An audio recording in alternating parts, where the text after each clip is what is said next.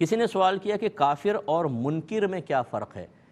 دیکھیں، کافر کا معنی بھی انکار کرنے والا، یعنی جو ضروریات دین ہیں، نبی کریم صلی اللہ علیہ وسلم جن چیزوں کو آپ نے بیان فرمایا جن پر ایمان لانا لازم ہے، انہیں ضروریات دین کہہ دیتے ہیں۔ اور بھی تعریفیں ہیں لیکن میں آسان الفاظ میں آپ کو عرض کر رہا ہوں۔ ان میں سے کسی چیز کا انکار کر دیا، اللہ کی ذات کا انکار، اور آسمانی کتابیں، جنت، دوزخ، جن، فرشتے، تقدیر، آخرت، ہمارے نبی کریم صلی اللہ علیہ وسلم خاص طور پر، اسی طرح نماز کی فرضیت کا انکار کرنا، روزوں کی فرضیت کا انکار کرنا، تو ایسا شخص کافر ہوتا ہے۔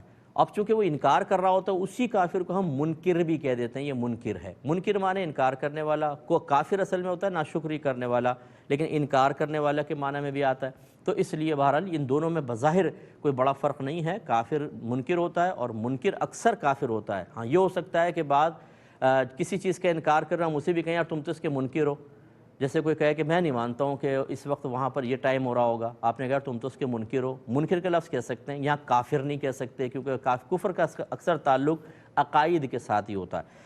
اسی طرح انہوں نے کہا کہ ان میں سے کون جنت میں جائے گا کون نہیں، کافر، مشرک، منافق، منکر۔ تو کافر، مشرک، منافق یہ جنت میں بالکل نہیں جائیں گے اگر حالت کفر پہ ہی مرے ہوں تو، یہ نص قطعی سے ثابت ہے قرآن پاک سے۔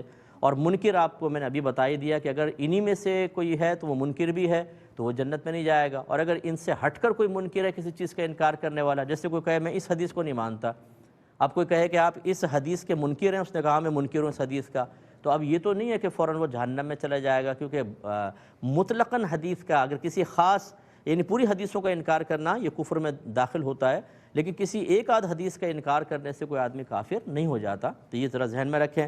اور یہ آخر انہوں نے کہا کہ جو نبی کو آخری نبی نہ مانے، اس کا شمار کس میں ہوگا؟ اس کا انہی میں ہوگا جو آپ نے اوپر لکھا ہے۔ ایک انہوں نے کہا کہ کسی کوئی کہتا ہے کہ وظیفوں کا کوئی فائدہ نہیں ہوتا، جو اللہ نے تقدیر میں لکھا ہے وہی ملے گا۔